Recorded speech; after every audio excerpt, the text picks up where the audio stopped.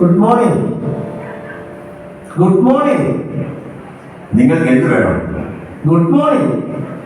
Mister, ഇത് morning അല്ല, evening ആണ്. രണ്ടും തമ്മിൽ വലിയ വ്യത്യാസമൊന്നുമില്ല. ഇതൊരു നേരിയ ചവിട്ടുപടിയാണ്. ഇരുളും വെളിച്ചവും കൈകോർത്തു നിൽക്കുന്ന ഒരിടനാട്. ശരി, നിങ്ങളുടെ അഭിപ്രായം അനുസരിച്ച് ഞാൻ ഗുഡ് ഈവനിങ്. Good evening. ഞാൻ ഇവിടെ ഇരിക്കുന്നതിൽ വിരോധമില്ലല്ലോ. നിങ്ങൾക്ക് ഇരിക്കാൻ വേറെ എത്രയോ ബെഞ്ചുകൾ ഈ പാർക്കിലുണ്ടല്ലോ. അവിടെയൊന്നും നിങ്ങളില്ലല്ലോ. ബെഞ്ചിനേക്കാൾ എന്നെ ആകർഷിച്ചത് നിങ്ങളാണ്. ഇവിടെ ഇരിക്കാനാണ് എനിക്കിഷ്ടം. എനിക്കത്ര ഇഷ്ടമല്ല. അത് കഷ്ടമല്ലേ? സാധുവായ ഒരു സഹജീവിയോട് ഇങ്ങനെ പെരുമാറാം. ഞാൻ ഈ അറ്റത്ത് ഒതുങ്ങിയിരുന്നോളാം. താൻ ഇവിടെ ഇരുന്നാൽ എനിക്ക് വായിക്കാൻ ബുദ്ധിമുട്ടാണ്. ഏത് പുസ്തകമാണ് വായിക്കുന്നത്? ഗീതാഞ്ജലി. ടാഗോറിന്റെ. നിങ്ങൾ ആ പുസ്തകമൊക്കെ അടച്ചു വെച്ച് ചുറ്റുമുള്ള സൗന്ദര്യമൊക്കെ ഒന്ന് ആസ്വദിക്കും. അതാ താടിക്ക് കൈയും കൊടുത്ത് കമന്നു കിടക്കുന്ന ആ സ്ത്രീയെ കണ്ടോ? ആരെയും മത്തു പിടിപ്പിക്കുന്ന സൗന്ദര്യം അല്ലേ? എടോ, അതെന്റെ ഭാര്യയാ. എന്നാ അവരെ വിട്ടേക്ക. അതാ കൽമണ്ഡപത്തിന്റെ തൂണിൽ ചാരിയിരുന്ന് കപ്പലണ്ടി കുറിക്കുന്ന ആ വയറ്റ് സാരിക്കാരിയായാലോ? വെണ്ണ തോൽക്കും മുതലോടെ എന്നൊക്കെ വയലാർ പാടിയത് ഇവരെ കുറിച്ചാ. അതെന്റെ സഹോദരിയാണല്ലോ. Sorry I am really sorry.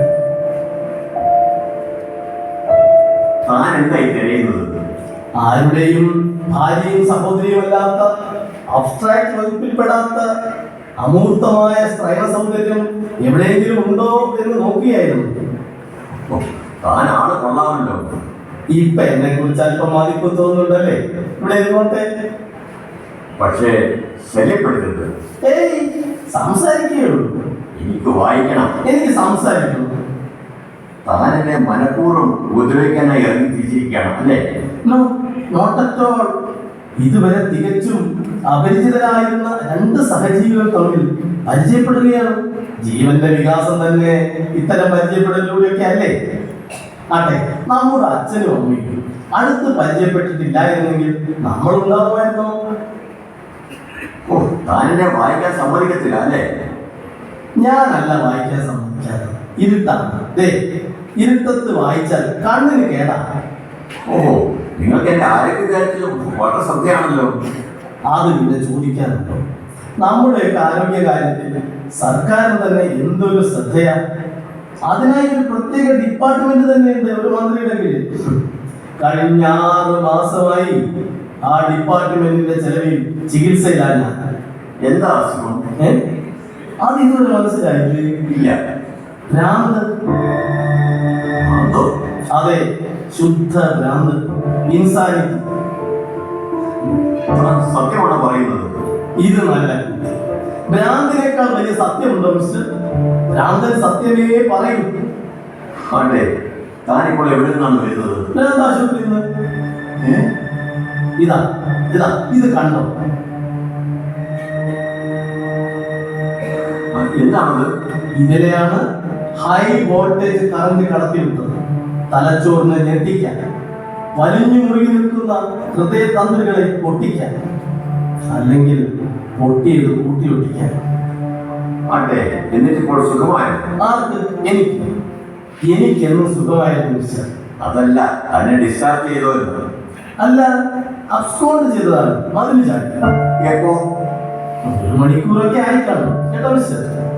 ഈ നഗരം മുഴുവൻ, അല്ല ഈ രാജ്യം മുഴുവൻ എന്നെ ഇപ്പോൾ തിരഞ്ഞുകൊണ്ടിരിക്കുകയാണ്. 100 കണക്കിന് ഇടിവണ്ടികൾ ഇരമ്പി പാഞ്ഞുകൊണ്ടിരിക്കുന്നു. ടെലഫോൺ മണികൾ ഇടതടവില്ലാതെ മുഴങ്ങിക്കൊണ്ടിരിക്കുന്നു.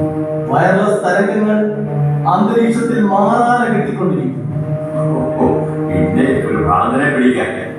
വെറും ഭ്രാന്തനല്ല, ഹോമിസൈഡൽ മാനിയ, ഡേഞ്ചറസ് ക്രിമിനൽ.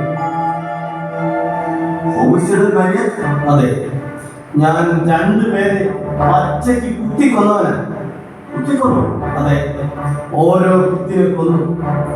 ചത്തു വീണിട്ടും കുത്തി, കുത്തി. ശരി, ചത്തതിന് ശേഷം കുത്തിയതോ? കുത്തുമ്പോൾ തനിക്ക് ഭ്രാന്തുണ്ടായിരുന്നു.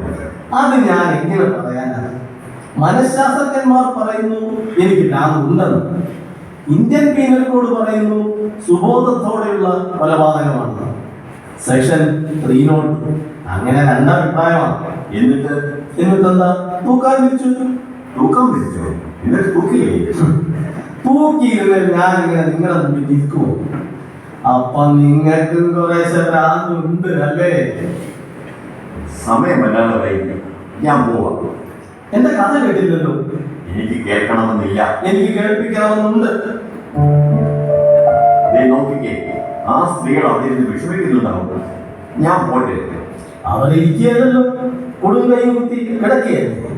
പിന്നെ ഈ സ്ത്രീകളുടെ വിഷമത്തെ കുറിച്ച് എനിക്ക് യാതൊരു പരിഗണനയുമില്ല.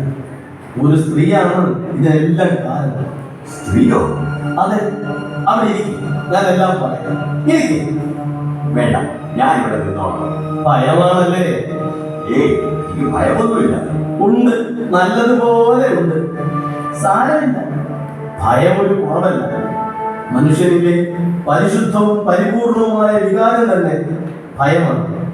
പ്രാകൃത കമ്മ്യൂണിസം മുതൽ ജനകീയ ജനാധിപത്യം വരെ മനുഷ്യനെ നയിച്ച പ്രാഥമിക വികാരം ഭയമാണ്. സർവശക്തനായ ഭയം. തന്റെ വർത്തമാനം